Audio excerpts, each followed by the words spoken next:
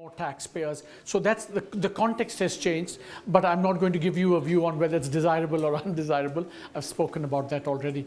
Okay, so what we did so far was to quickly go through Indian economic history, from 1947 to 2000, at least till 1991.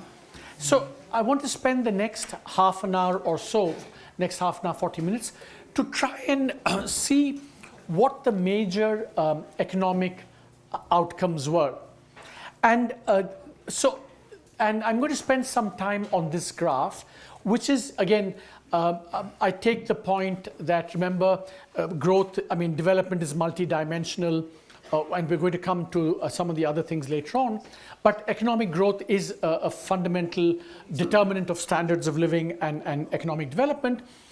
And just to think, look at what has happened in terms of outcome in terms of Indian economic growth. So, so here is a chart, and on the x-axis is just time from 50-51 to 2016-17. Notice that unfortunately the y-axis is not labeled. I think we should do that. I think the y-axis is log per capita GDP, log per capita GDP, so that what you see, you will see slopes, between any 2 points in time, the change in log is the slope. So if you started the clock of Indian economic history, say in 1950-51, I would say that there are so far 1, 2, 3, 4 phases. The first phase between 50-51 and about 1980-81 or 1979 is a term that goes back to one of India's great academics and great teachers, Professor Raj Krishna, who used to teach at the Delhi School of Economics. He was an agricultural expert, a growth expert. He coined this term, the Hindu rate of growth. Essentially, what he was saying then was the Hindu rate of growth is about good but not exceptional performance.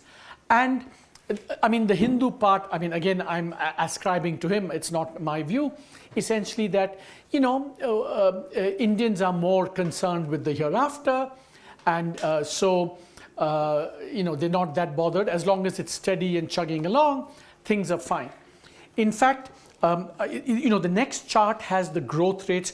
So between 50-51 and 80-81, the overall rate of economic growth was 3.4% per year, annual average.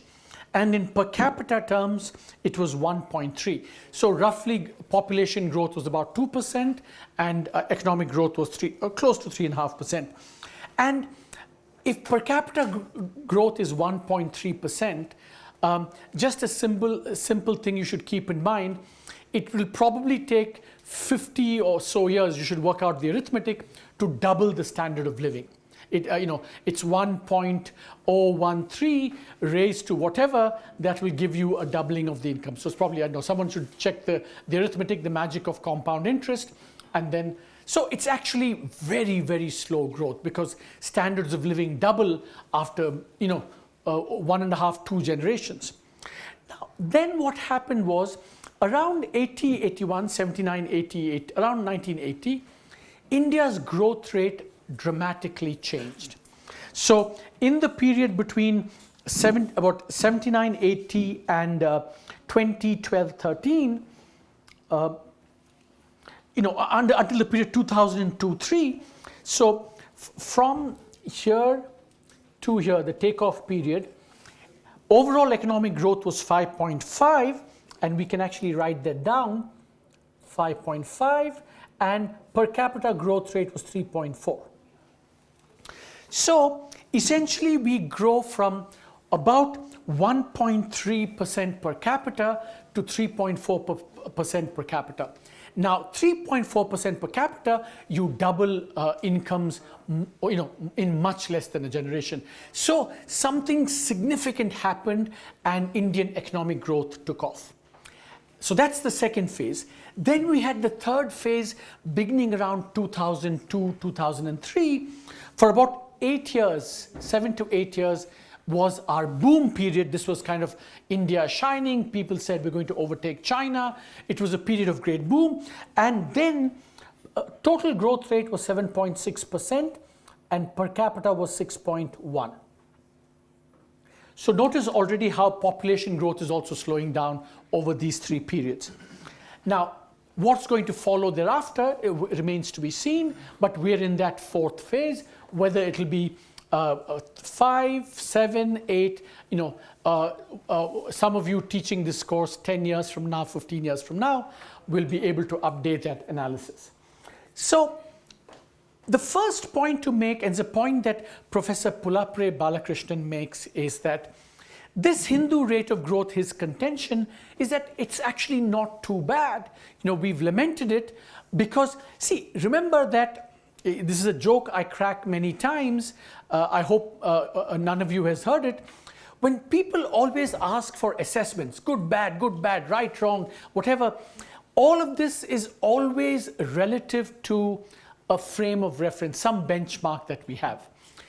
Like they say, the economist's wife turns to the economist and says, honey, do you love me? And he says, relative to what?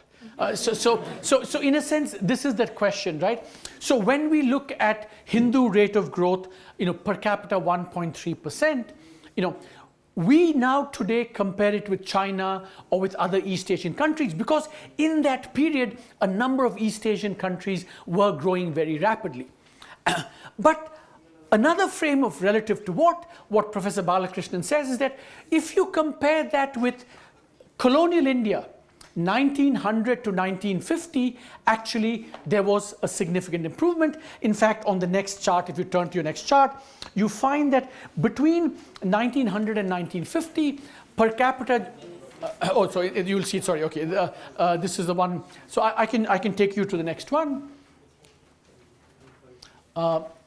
This is, I'm going to come back, just focus on India, the blue line, and that number here, 0.2%. And so you come back to the fact, so relative to what? India did quite well. Now, this picture is actually the basis of a paper that Danny Roderick, who's a professor at Harvard, and I wrote, called From Hindu Growth to Rapid Productivity, the Mystery of the Indian Growth Transition. So essentially, the point we made was this. We wrote this at around 2003, 2004. Notice that, the big reform in India happened when? Big Bang, we just did that, 1991. And this line here, this green line, is the year we had the crisis, the macroeconomic crisis, and the Big Bang reform. So the point we made was that, hey, the change in India's growth occurred around 80, 81, not 91. Because if you look at the slope, the change in the slope, this slope here is pretty much the same as this slope here. So we said, this is extremely interesting. It's a bit of a puzzle. Why did this happen? And so the whole paper, so there's a massive debate out there saying Roderick Subramaniam are wrong. Some people say they're right. Perhaps you might have argued that it was supply-led. Exactly. So I think, I would urge you to go and read the paper in terms of, yeah, very good. Well done. So I would urge more of you to read it. There's also, read also the criticisms of the paper. But this is a very striking fact. So we were in fact taking on a little bit the free marketeers and others who said, look, you needed reform to get growth, but in fact, growth preceded reforms by 10 years. So the question was why? So this was the big debate that we had. And then I think this is a very, very interesting question.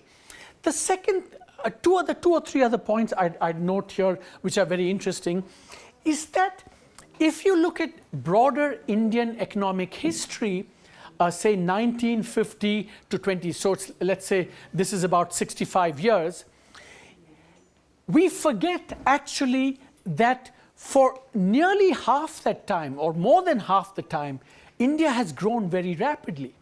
And kind of the Hindu rate is about 25, 30 years, but actually very good performance is also 25, 30 years. So, to borrow that line from Keshto, who in answer to everything he says, pipti, pipti. So this is also, 50% of the time we had reasonable growth and only 50% Hindu rate of growth. So it's something worth keeping in mind, because there are very few countries, and we'll come to that at the end, very few countries, very few democracies that have actually posted such high rates of growth for such a long period of time. It's not something that's happened very often in post-war history. So that's the first point. The second thing is that, so when I used to go around making these presentations, I would ask everyone a quiz, pose a question. Okay, India and China. Did India's growth pick up 10 years after China, 15 years after China, 20 years after China, or at the same time as China? And invariably the answer would be 10 years, 15 years, etc., etc. But in fact, the Indian growth turnaround and the Chinese growth turnaround happened exactly at almost the same point in history. I'm going to show you Chinese growth takes off in, this should be in log terms. You see, someone said earlier for some time, even up to 1980 or whatever, 1990, India's growth was higher. But you notice that growth rates, essentially, Chinese growth rate takes off in 1978, and the Indian growth rate takes off around 79, 80. So the only difference, of course, is that China grew much more rapidly than India did. So if you look, for example, if these numbers are right, in the period 1980 to 2002, India grew at 3.4, China grew at 7.6. After 2002, China grew at 9.5, India grew at 6.1. I mean, even to grow at 7.68% per capita per year, that means standards of living are doubling, I don't know, every 15, 16 years, so that over a generation, you kind of increase your standard of living 3 or 4 times, and that's precisely what's been happening in China. So bottom line is that here, Indian economic history is actually very interesting. Some period of somewhat mediocre performance, but that was only for less than half the time. Most of the time, we've had very rapid rates of economic growth. The boom that we saw actually was a boom that was enjoyed by many, many countries around the world. That was a period where, advanced economies, emerging economies, all of them grew, but China and India grew especially rapidly. And the big puzzle, the question that we posed was, how come economic growth took off 10 years before radical reform? So I think this is kind of, for me, a really interesting, and so if there are any questions on this while I sip my espresso, I'm happy to take questions on that. But only questions, please. Previous slide. The previous were the China India war. Yeah, this one. See, there is a literature which says that Chinese economy consistently grew for more than 6%, more than 6%. No. So Chinese per capita growth has been almost 8 to 8.5 for 35, 40 years. So it's a much faster, rapid rate of growth. Yeah. Any other questions? Yeah. The previous slide, please.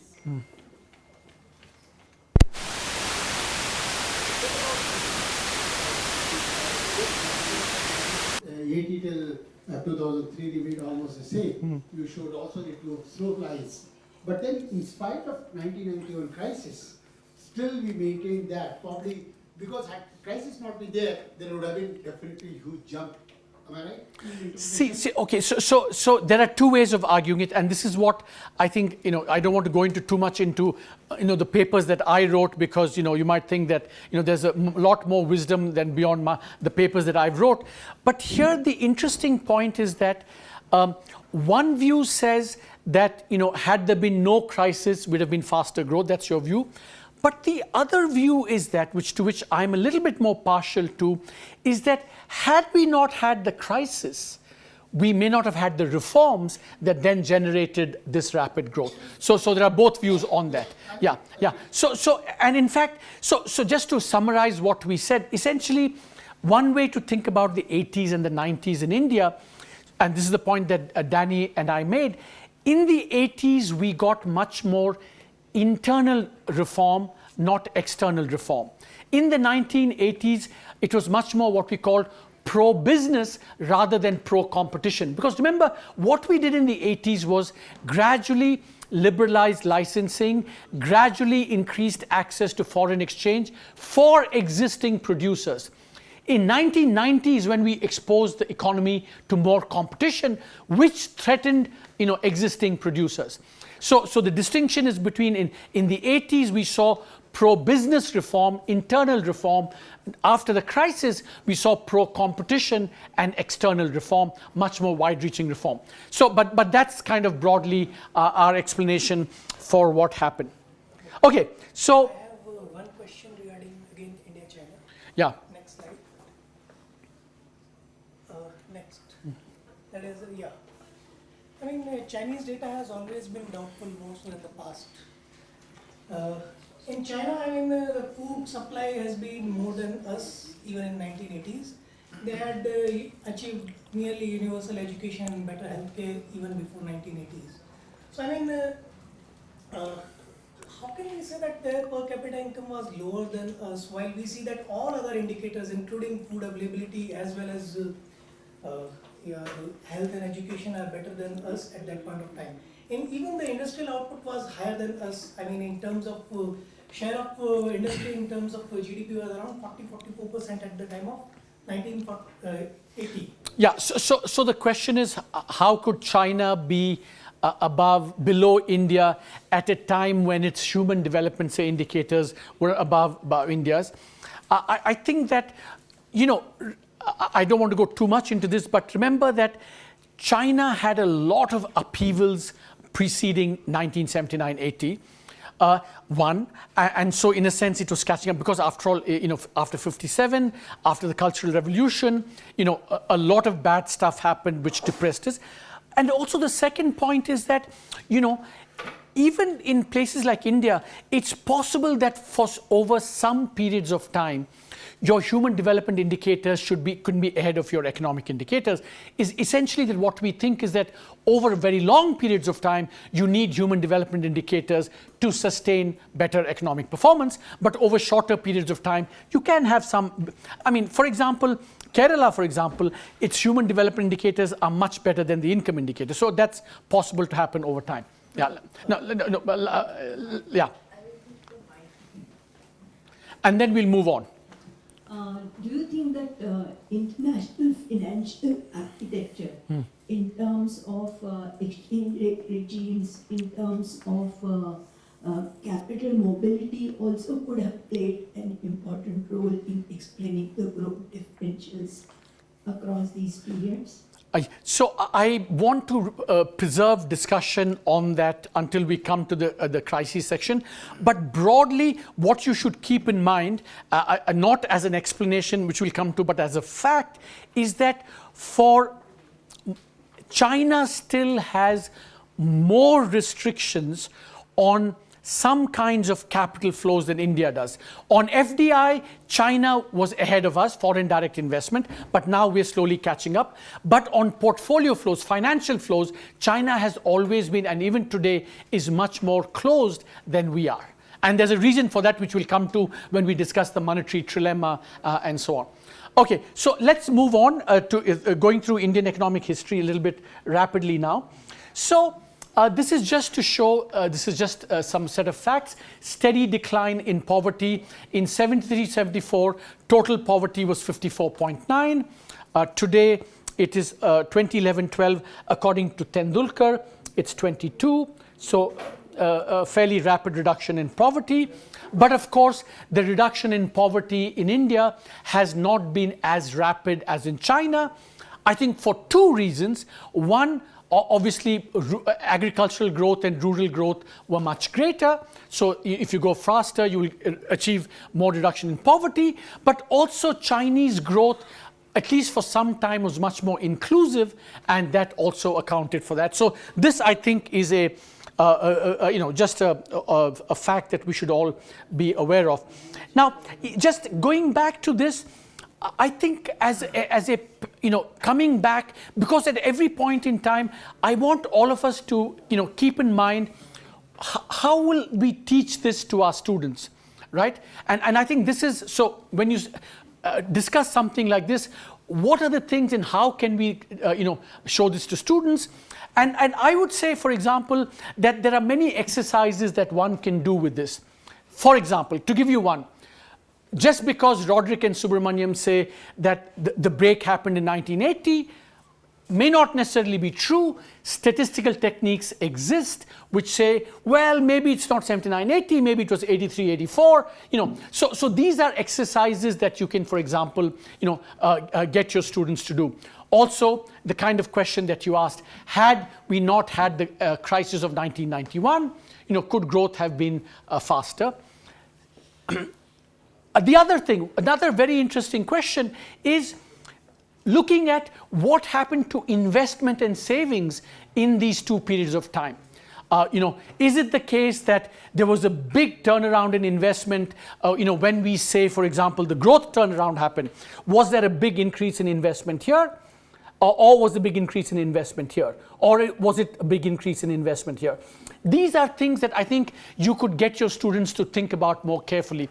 In the paper itself, for example, we show that in this first period here, India's trade doesn't take off that much. The big improvement in trade happens here and then here. So the question is then, how did we achieve 10 years of such rapid growth without trade taking off? So there are lots of interesting questions and exercises that one can get, the students to do. And I think we should keep that in mind when we, teach them economic growth and the history of economic growth in India. Yeah, question. Small question. When Deng started reforms in China, his team gave a lot of importance to the small and micro enterprises and the idea of cooperatives. And as we know that the distribution of the growth was, in case of China, it was more inclusive. It could not happen in India. So do you think that if we had given due importance to this sector, to these tiny units, at the time of economic reforms, the big bang we talk about, we would have got a better scenario today? So the question is a very good question. Is it the differential in performance between China and India? Is it because China gave more emphasis to small and medium enterprises and India did not? Two responses to that, right? One, as we've seen, India has given a lot of emphasis to small and medium enterprises throughout its history, including, for example, some things, 1,000 products can only be produced by the small scale sector. No competition for that. Tax concessions only for the small scale sector. So I think India has done a lot to promote that. It's just that it didn't work like it did in China. That's the point. But the second interesting point, I think you make and this is actually a fascinating point about China that at some stage I think you should read up and get your students to read up. So here's the thing, that China's first big reform was agriculture. 1978, the first thing that Deng Xiaoping came and said was, we are going to have a household responsibility system for agriculture. What does that mean? Until then, all farmers had to sell, produce, and give everything to the state. What Deng came and said was, look, we're not going to reform China wholesale. No, because that will run into a lot of political trouble. So what he said was, all farmers, up to a certain point, you have to give the state, but anything above that you produce, you keep for yourself. That's the way he brought in incentives in agriculture. You can take that to the market. Yeah, that's what you can keep it and sell it yourself. But the second thing which relates to your question is, after that, essentially the big driver of growth was what were called TVEs, township and village enterprises. Small units that did a lot, right? But, and here I'm going to just walk around a little bit to, come closer to my friends in the northwest corner here, who are a little bit more, who've been neglected by me. But here's the interesting thing, the contrast between China and India, that we emphasized our small-scale enterprises, but it seemed to act like a tax on the big guys. What China did was this: township and village enterprises, but they were the dynamism and motor for growth for about 10 to 12, 15 years. After that, foreign direct investment came in and became the big driver of. How did they successfully transition from small to big without not just the economic changes, but the political changes? How did they achieve that? That's a very, very interesting question about China that I think we should all think about. So for me, if I were teaching, I would teach one course just on India and Chinese economic history, and then, have all these discussions about, how did they do it? How did we do it? What's the difference between them and us? And all these questions. I think we can't monopolize the question. I need to move on as well. Yeah, I'm going to be a little bit dictatorial. I'm going to be like a Chinese rather than an Indian here. Okay. Now, again, this is research done by Professor Devesh Kapoor and colleagues at the University of Pennsylvania. Now, this relates to the question that came up, right? Guarantees. Did they work or did they not work? Now, they did some work. This is Devesh Kapoor and his things. They went and did these surveys of two villages, one in eastern Uttar Pradesh and one in western Uttar Pradesh, between 1990 and about 2007.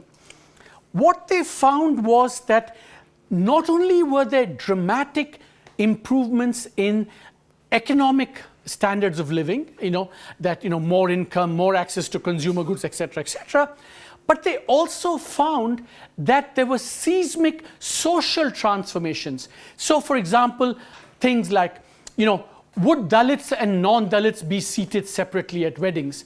And what happens is that between 1990 and 2007, dramatic improvements.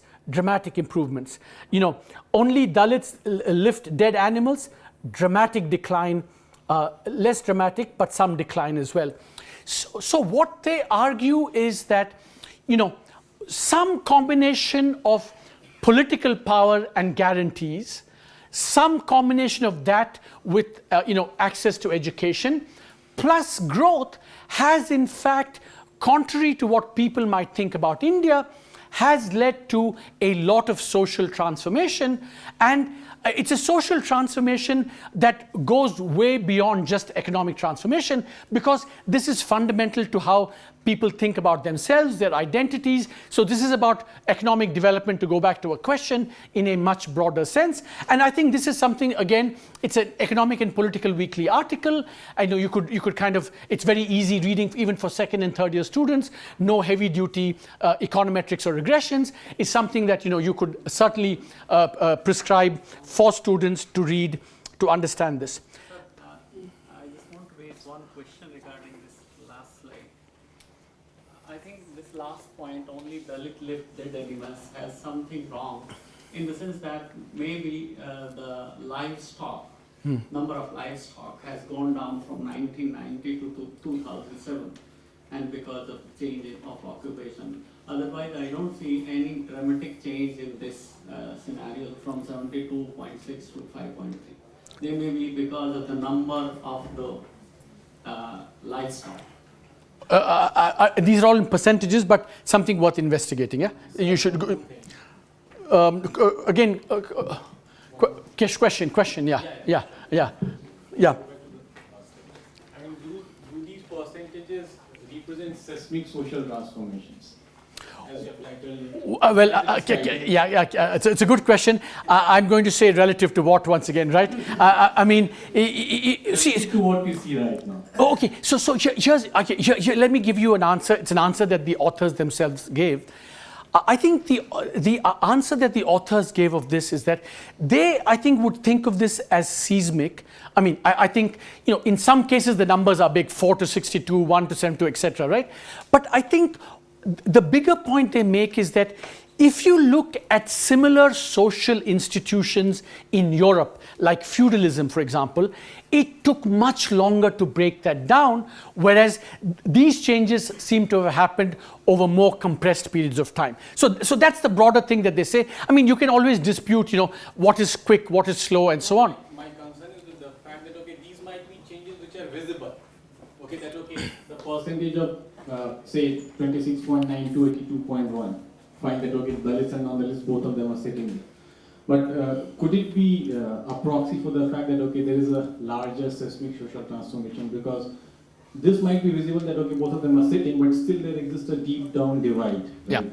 Yeah. So I mean, so the question is that, are these indicators, do they capture well enough what is happening? That's the question. But you know, that's of course open to question. This is research based on surveys. But I think in defense of this research, they do it for so many indicators that, you know, you think that, you know, progress is being made. Okay. So now I'm going to go to the last part of this, which is, remember I spoke about the precocious Indian model, i.e. India doing things far ahead of its time. We saw that in a political sense because India has sustained democracy at very, very low levels of income. But here, what you're going to see is also similar things happening on the economic dimension, but not necessarily, again, this is going to be descriptive. It's not necessarily going to say good or bad for reasons that I will explain in just a second. So what follows mostly is work that, Raghuram Rajan and I and co-authors did at the IMF. So the first thing which everyone has noticed is that, you know, India's pattern of development has been much more services intensive than manufacturing intensive. So for example, the contrast is, look at the Indian share of manufacturing here, look at the Chinese share of manufacturing. And in contrast, look at Indian share of services and the Chinese share of services, which is only now slowly rising to Indian levels. So point number one, in terms of why precocious, normally if you look, and I'm going to show this to you later more systematically, is that over the course of development, say for these advanced countries, you know, agriculture declines, manufacture picks up and then peaks, and services picks up only late in the development process. But here in the case of India, manufacturing has never really picked up and really services picked up. So it's a services intensive, not a manufacturing intensive pattern of development, and which is a sequencing which is very different from what other countries have done. The other example, this is again based on work that's been done, is that what you find is that India's manufacturing peaked at very low levels of income. And that's what you see here. When you compare this with other countries, on the right-hand side, you see all the advanced economies. So on the x-axis, you have income at which employment peaks. And on the y-axis, you have the share of manufacturing share in total employment. Look at that Indian number. It's about 12 to 14%. And remember, this is actually registered and unregistered manufacturing. And I'm going to tell you why in India, unregistered manufacturing is not like registered manufacturing. It's not high productivity. It's not high wage paying. So in that sense, India has been deindustrializing well before other countries did. I think this is a very interesting thing as well. People have always noticed the contrast between India and China in terms of GDP inflows, right? You see here, China has been consistently above India for long periods of time, and India is only catching up recently. But the interesting thing is that India has been an exporter of FDI, almost similar to China, and this is very, very interesting because when you export FDI, when you think about foreign direct investment, it is not low skill. Foreign direct investment is about high skill, technology, finance. That's what foreign direct investment is about. And India, you think, is a country that has abundant labor and doesn't have that much, should in principle be doing more low-skilled activity. But the fact that we've been exporting FDI shows that, in fact, we have been specializing in high-skilled activities, and that's why we've been, exporting. That's why whether you look at whether we do services or manufacturing, we do more skill. If you look within manufacturing as well, we tend to do more skill-intensive and capital-intensive activities than low-skill-intensive activities. And the fact that we export FDI also shows that we have behaved like a country that has a lot of high skill rather than a country that has had a lot of low skill. And so this is the paradoxical thing. This is why India is precocious. I'll just show you one thing. Again, this is a complicated chart. It shows you for a bunch of emerging market countries how much you produce of very skill intensive relative to less skill intensive activity. That's what measured on the y-axis. So as you go up the y-axis, that means you're doing relatively more skill. If you go up this way, you're doing more skill intensive activity. And this is per capita GDP. And you see, this is India. And it is above China in manufacturing. So, even though China has been way ahead of us, we are doing more skill intensive activity even in manufacturing at relatively low levels of income. And that's the sense in which we are a precocious economy, not a regular economy in that sense. So I just want to end this section.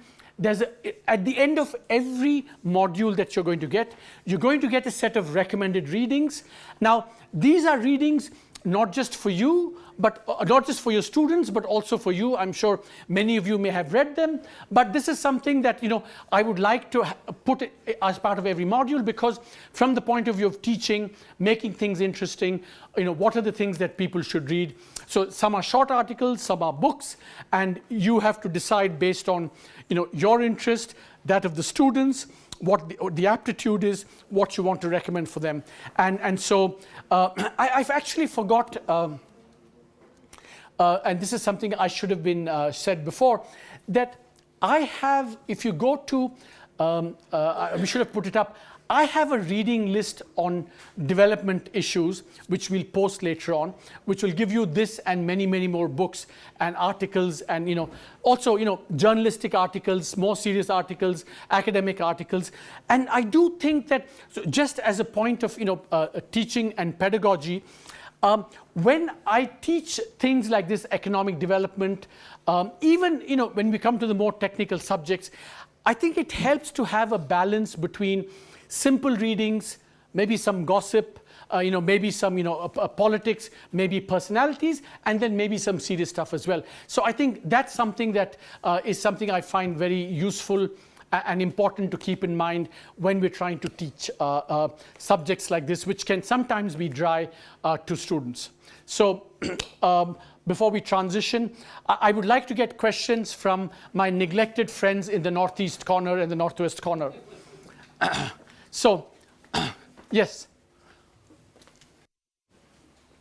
Thank you for this very fascinating lecture. So I just have one thing that I was thinking, that probably in case of the premature deindustrialization, or rather industrialization in India, so I believe that perhaps it is the reason that India found that that we are a country with abundant of less skilled laborers, so abundant of unskilled, low skilled laborers.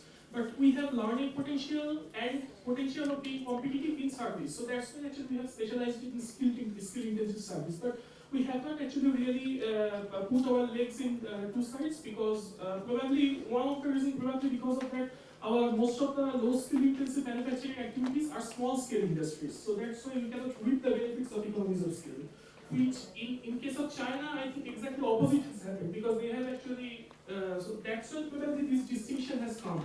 And also I think that, as you have rightly pointed out, that in 1980s, during the 1980s, so there was that kind of boost we have, so that actually helped us. So do you think that that whenever we are asking the students that what do you think the possible explanation of premature deindustrialization in India, then do you think that we should bring all these points? Yeah, so we will do premature deindustrialization in more detail in, I think, in module 8 or 9, when we can come into this, that we can have a longer discussion on that. But, you know, I think this is a really fascinating and new subject. You know, research on this is just being done. So I think these are things. So that's I think, another, I would say, a kind of teaching device or a pedagogical trick that even when we teach economic history or what happened, you know, in the past, I think to try and make it come alive with current topics, you know, in the academic, in the policy realm, I think that's, really, really important to catch the imagination of students. So I think, so that's a very fair point. I'll take one more question from this corner, and can I move across or no chance? We can go, okay. Okay, let's take one question from this side, yeah. So the last slide that you showed, wherein the ratio of value added is higher in India compared to China, I was just thinking that why then there is a case that the value addition share in GDO in India is falling as compared to China. So if we have a higher ratio of value addition, say skill intensity as you define, then why is the case that the share of value addition in value of output is declining? So you know, that's a good question. I would like to, we are going to do something on GDP measurement in India, but here I would just say that this is firstly a ratio. It's, you know, it's not a total amount, and what we will see is that in India, that formal manufacturing, which has the higher value added, we see that its share in total thing is not increasing. So we're not increasing the size of the high productive manufacturing sector, and that we'll discuss later on. Yep. So I think we've finished one module. I want to breathe a sigh of relief that one is over, and only 13 are left to go. I know. Okay, one last question. We'll come back to you later. So sorry, you get a one question. Yeah.